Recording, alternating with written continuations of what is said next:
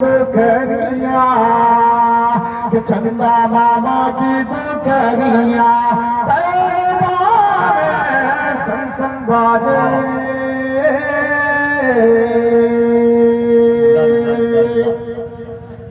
और ये भी बंद पढ़ता हूँ बतौर खास मुलाहिजा फरमा। मुझे लगता है कि आप लोग मुरझा गए हैं। किसके डर से मुरझाए हुए हैं आप लोग? एक बार हाथ उठा कर कहिए सुभान अल्लाह, सुभान अल्लाह। ये जो बंद पढ़ता हूँ चचा सुनिएगा, जब हमारे इस इलाके से तमाम हुज्जाज किराम हज करने के लिए जाते हैं, आमतौर पर तमाम चीजों से फारिग होने के बाद, बुजुर्ग होने के बाद तब जाते हैं हज करने के लिए। जवानी में बहुत कम लोग हज कर पाते हैं या हज नसीब होती है। अल्लाह रब्बुल इज्जत हम तमाम लोगों को हज करने की तौफीक अता फरमाए। उन बुजुर्गान दीन की क्या हालत होती है वहां पर सुनिएगा कि इश्क खुदा में, खुदा में, इश्क नबी में, इश्क खुदा में, इश्क नबी में ऐसी हालत बदली बदली, ऐसी हालत बदली। इश्क खुदा में, इश्क नबी में ऐसी हालत बदली बदली, ऐसी हालत बदली। और 60 बरस के उम्र में से तारे जैसे बिजली, 60 बरस के उम्र में से तारे जैसे बिजली। क्या अरे वापस आ गए,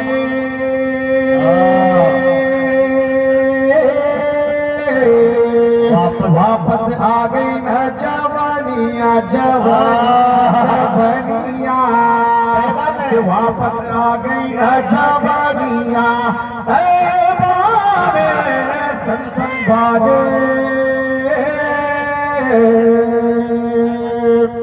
और आखिरी बंद कर रहा हूं। मेरी माँ बहनें शायद उस पंडाल में मौजूद है और मैं चाहता हूँ कि उनके हवाले से ये बंद करूँ। उसके बाद जो मुजाहिद हसनैन हबीबी साहब की फरमाइश है मैं उस वहाँ तक पहुँचूंगा। और सच बताऊँ कि मैं मुजाहिद हसनैन हबीबी साहब देर पाँव को लेकर के वो सेंचुरी मारते हैं, ये लोग पता नहीं भाई क्यों फिफ्टी मार रहे हैं। अल्लाह कि इश्क खुदा में,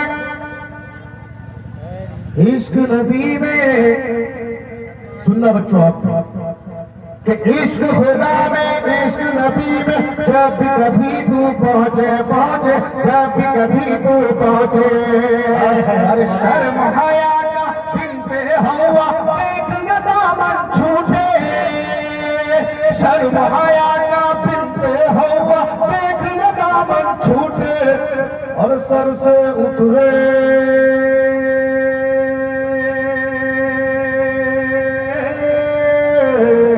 सर से उतरे ना ओढ़निया, ओढ़निया, ओढ़निया, सर से उतरे ना ओढ़निया। तैयबा में सनसन बाजे।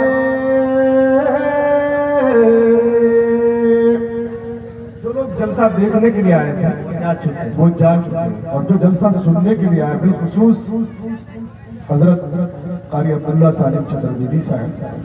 मैं इस वक्त सच बताऊं आप लोगों को कि इस वक्त हिंदुस्तान में 2 ही मुकर्रिर सुने जाते हैं जिनके व्यूज बहुत ज्यादा आ रहे हैं। यूट्यूब में आप देख लेना। मुजाहिद साहब 7 प्रोग्राम करते होंगे तो शायद महसूस नहीं होता होगा, लेकिन मैंने देखा कि यूट्यूब के अंदर में जितने सर्च किए जाते हैं हजरत कारी अब्दुल्ला सालिम चतुर्वेदी साहब, मुझे नहीं लगता कि कोई आलिम दीन किए जाते होंगे इस वक्त। वो बैठे हुए हैं और ये उनकी मोहब्बत में बैठे हुए हैं। और हम भी जिस मैदान की आदमी है, अलग मैदान से, वहां से मैं भी आता हूँ। और मेरी खुशनसीबी है कि मैं कभी कभी जलसों में मुलाकात होती है, वरना मुलाकात अगर अलग जगह हो जाए तो पता नहीं मेरी क्या हालत हो, क्या मामला हो। लेकिन मैं वो नज़्म पढ़ना चाहता हूँ। मैं पढ़ा था अभी उनकी मौजूदगी में वहाँ पर भी निशन राम। तो मैं चाहता हूँ कि सुनना चाहेंगे सीमांचल वाली नज़्म? कितने लोग सुनना चाहते हैं? मैं इसलिए पढ़ना चाहता हूँ जाहिद भाई कि आपने कहा भी और जैद भाई यहाँ पर मौजूद है, तो सीमांचल की क्या हालत है मैं पढ़ना चाहता हूँ। ये सीमांचल की है सच्ची कहानी, सुनाता हूँ मैं आंसुओं की जुबानी। बाप बीमार है, बूढ़ी माँ है घर में, बेटा परदेश में है। बूढ़ी माँ अपने बेटे से टेलीफोन में बात कर रही है, क्या कर रही है शायरी में सुनिएगा। कि जतन से मैं पाली तुझे मेरे बेटे, मुझे ना भुलाना मेरे प्यारे बेटे। जतन से मैं पाली तुझे मेरे बेटे, मुझे ना भुलाना मेरे प्यारे बेटे। मैं खाती नहीं थी खिलाती थी तुझको, मैं सोती नहीं थी सुलाती थी तुझको। तेरा बाप बीमार है मेरे बेटे, तू ही मेरा संसार है मेरे बेटे। परेशान मुश्किल में है मेरे अब्बू, तू घर लौट आ जा मेरे प्यारे बब्बू। तेरे बाप को है, तेरे बाप को है दवाई खिलानी। अल्लाह अकबर। मेरे रूम में खड़े हो गए सुनते। अरे हाशमी जिंदाबाद। तेरे बाप को है, क्या दर्द है भाई। बाबा बाबा बाबा बाबा हूँ मैं आंसुओं की जुबानी। और एक बंद पढ़ता हूँ बतौर खास सुनिएगा। अक्सर तकरीरों में हम भी कहते हैं, अब्दुल्ला सालिम चतुर्वेदी साहब भी कहते हैं, या और लोग भी कहते हैं कि ज्यादातर हमारे यहाँ के नौजवान परदेश में रहते हैं। हमारे गांव में अगर कोई बीमार पड़ जाए, किसी का बाप जो परदेसी बेटे का, या किसी की मैयत हो जाए, तो दफनाने कफनाने में जनाजे की नमाज में शामिल जो होते हैं वो बच्चे होते हैं या तो बुजुर्ग होते हैं, नौजवान बहुत कम होते हैं। और नदी का इलाका है ये, सैलाबी इलाका है। और अगर नदी के उस पार में, खासतौर पर कौल नदी के उस पार जहाँ से सूफी अब्दुल रकीब आते हैं, अब्दुल हफीज साहब आते हैं, अगर उस पार किसी की कोई हाल बीमारी हो जाए, अगर उसको डॉक्टर के यहाँ लाना हो, तो वो जब तक उस पार से इस पार आए उसकी दम निकल जाती है, उमा हो जाती है उसकी, वो नहीं इलाज करा पाते हैं। तो मैं उसको शायरी में ढालने की कोशिश करिए, पढ़ता हूँ बतौर खास सुनिएगा। कि चले लोग दिल्ली तेरे नाम भर के, नहीं बस्तियों का बच्चे है, बच्चियां थोड़ी सी इतनी गुफ्तगू करोगे तो कैसे होगा बेटा। ठीक है भाई, पापा खरीदने गए थे, खुला हो गया, ला दिया ना। कि चले लोग दिल्ली तेरे नाम भर के, नहीं बस्तियों में जवां कोई लड़के। अगर कोई मरता है गाँव का बंदा, न दे पा रहा है जवां कोई कंधा। अगर कोई मरता है बीमार लोगों, वो दरिया कैसे करे पार लोगों। वहाँ रटे मर रही है ये जालिमा हुकूमत, न कुछ कर रही है। नहीं कोई सड़कें, नहीं कोई पुल है, जिधर देखता हूँ तो बिजली भी गुल है। यही दुख भरी है यहाँ की कहानी, सुनाता हूँ मैं आंसुओं की जुबानी। और दोस्तों, हमारे यहाँ से ज्यादातर नौजवान प्रदेश जो जाते हैं 50,000, 1 लाख, 2 लाख रुपया इकट्ठा करके आते हैं और शादी करते हैं या बहन की शादी कराते हैं या खुद की शादी करते हैं ना। और शादी करने का मुजाहिद हसन हबीबी साहब एक हफ्ता भी नहीं गुजरता, उस नई नवेली दुल्हन के हाथों की मेहंदी का रंग फीका भी नहीं होता। गुर्बत की मारी जिंदगी की वजह से वो परदेश जाने पर मजबूर हो जाता है, और ये असलम से ज्यादा कोई नहीं जानता होगा।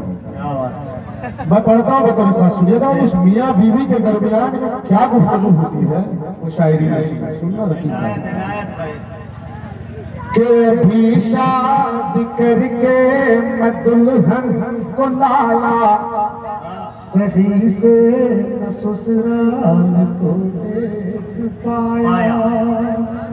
मेहंदी की लाली न फीकी हुई है, मेरी बीवी मुझसे कहने लगी है। अभी शादी करके मैं दुल्हन को लाया, सही से न ससुराल को देख पाया। असलम ने नाम ले लिया इसलिए। मेहंदी की लाली न फीकी हुई है, मेरी बीवी मुझसे ये कहने लगी है। मैं रहने ना पाऊंगी तेरे बिना, अब मैं जीने ना पाऊंगी तेरे बिना अब। क्या बात कि गरीबी मुझे घर में रहने न देती, कभी चैन से मुझको सोने न देती। खुदाया खुदाया अता कर हंसी जिंदगानी, ये सीमान चलती है सच्ची कहानी। ये सीमान चल की है सच्ची कहानी, सुनाता हूँ मैं आंसुओं की जुबानी। हर माँ चाहती है कि मेरा बेटा पढ़ लिख करके डॉक्टर बने, इंजीनियर बने। हर माँ चाहती है कि मेरा बेटा पढ़ लिख करके एक बेहतरीन आलिम बने, मुकर्रिर बने, कारी अब्दुल्ला सालिम चतुर्वेदी जैसा बने, मुजाहिद हसनैन हबीबी साहब जैसा बने, जैद जैसा एक अच्छा लड़का बने जो समाजी खिदमत को अंजाम देते हैं। मौलाना हाफिज वकारी कैसर शबीली साहब जैसा बने, या तबरेज हाशमी बने, या मौलाना आजाद बने, या APJ अब्दुल कलाम बने। लेकिन गुर्बत की मारी जिंदगी उसके सपने को चकनाचूर कर देती है। हर माँ चाहती है कि मेरा बेटा पढ़े,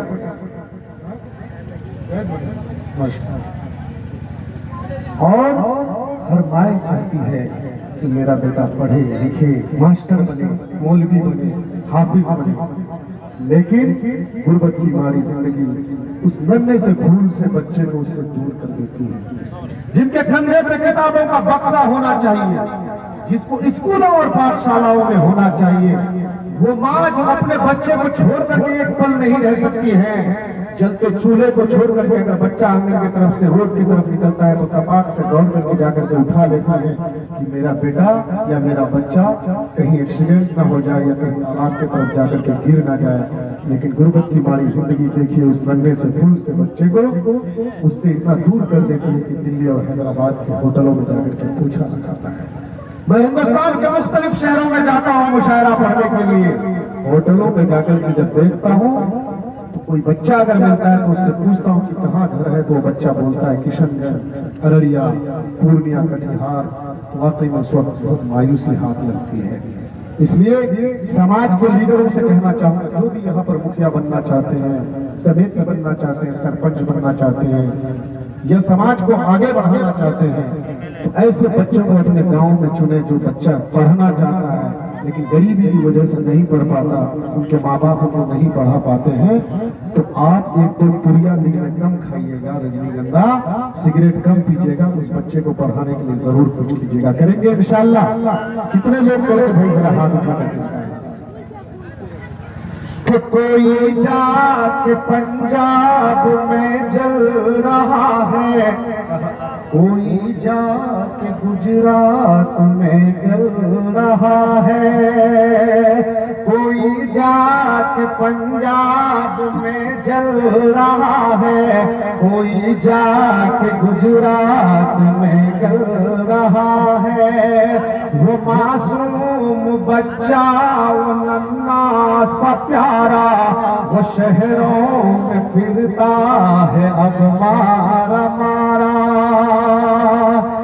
कहीं खेत में वो उठाता है बोझा, कहीं होटलों में लगाता है पोछा। खुदाया खुदाया अता कर हंसी जिंदगानी, ये सीमान चल की है सच्ची कहानी, ये सीमान चल की है सच्ची कहानी। सुनाता हूँ मैं आंसुओं की जुबानी। नज़्म पसंद कितने लोगों को आई जरा हाथ उठा करके बताएं। और जैद भाई ने कितना चंदा दिया है भाई यहाँ पर आज? 21,000। 21,000। कारी साहब के साथ रहते हैं तो अंग्रेजी तो सीख ही जाएगी, है ना। मैं 4 मिसरे ये 21,000 रुपए दिए हैं। और मैंने सुना तो मैंने बैठे बैठे मैंने कहा कि चलो, क्योंकि जैद जो लफ्ज है वहां से मैंने सोचा कि चलो मैं कुछ कहता हूँ इनके लिए। नहीं तबरेज भाई, आज आपको हमने शायर भी तस्लीम कर लिया। अब तक मुझे शक था लेकिन आज क्लियर हो गया। इतनी जल्दी कोई माई का लफ्ज शेयर नहीं कर पाया। मैं ये जो बहर है मैंने चुना, मैं ये बहरे हिजरत सालिम को सालिम साहब इस प्रोग्राम में है और मैं इसमें मास्टर हूँ। वाकई में कहता हूँ मैं कि सीमांचल को छोड़िए पूरे बिहार में सब शायर को बैठा दीजिए और इस बहर में खासकर मुझसे जब भी चाहे शेयर करवाइए किसी चीज पर, किसी मौजू पर भी। तो मैं ऊपर वाले मिसरों को मत जोड़िएगा काका से मैं बता कि खुदारा अब यहाँ पर कोई ऐसा फैज हो जाए। क्या बात है, शेर सुनिए कि खुदारा अब यहाँ पर कोई ऐसा फैज हो जाए। अगला मिसरा पढ़ो तो आमीन बोलना आप लोग, तुलसिया वाले खास तौर पर कि खुदारा अब यहाँ पर कोई ऐसा फैज हो जाए। करप्शन करने वाले अब हमेशा कैद हो जाए। अब हमेशा कैद हो जाए। अरे बाबा, ना मिलेगा मिलेगा इंशाल्लाह। खुदारा अब यहाँ पर कोई ऐसा फैज हो जाए। करप्शन करने वाले अब हमेशा कैद हो जाए। सभी बस्ती में देखो यही आवाज है लोगों।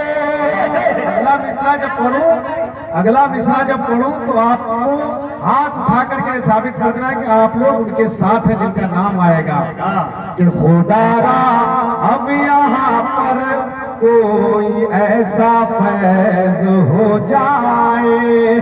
करप्शन करने वाले अब हमेशा कैद हो जाए। सभी बस्ती में देखो यही आवाज है लोगों। क्या हमारी कौम का लीडर हमारा ज़ैद हो जाए।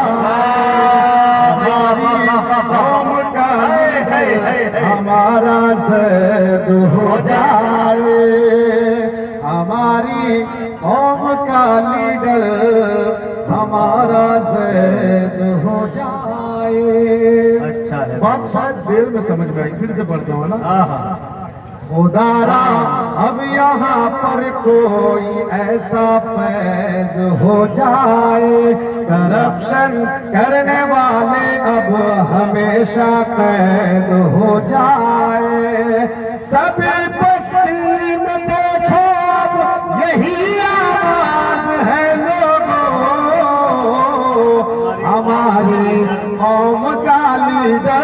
हमारा सैद हो जाए। बहुत अच्छे भाई, बहुत अच्छे। मौजूद सामईन, ये तबरेज़ हाशमी साहब थे। हालांकि बैठे हुए 1 से 2 मिनट भी नहीं हुआ, इनके कान में एक आवाज़ ज़ैद की गुंजाई गई कि माशाल्लाह उन्होंने इतने पैसे से ताउन मदरसे का किया।